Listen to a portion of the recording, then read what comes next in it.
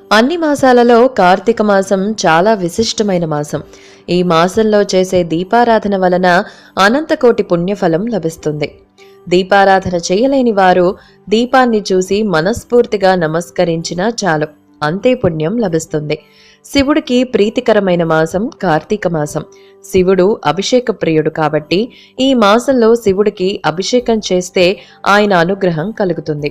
కార్తీక మాసం చివరి రోజైన కార్తీక అమావాస్య రోజున మట్టి శివలింగాన్ని బొటనివేలు సైజు నుండి మన శక్తి కొలది స్థాపించుకొని ఆ రోజు ఇంట్లో వాళ్ళందరూ సుగంధ ద్రవ్యాలతో, ఆవు పాలతో, పుష్పపు నీటితో, విభూది నీటితో, గంధం నీటితో ఓం నమ శివాయ అనే పంచాక్షరి మంత్రాన్ని జపిస్తూ లేదా శివుడికి సంబంధించిన మంత్రాలైన శివ అష్టోత్తరాలు, శివ శతనామాలను పఠిస్తూ అభిషేకించిన లేదా ఎవరి ఓపికను బట్టి వారు నియమనిష్టలతో శివుడిని పూజించిన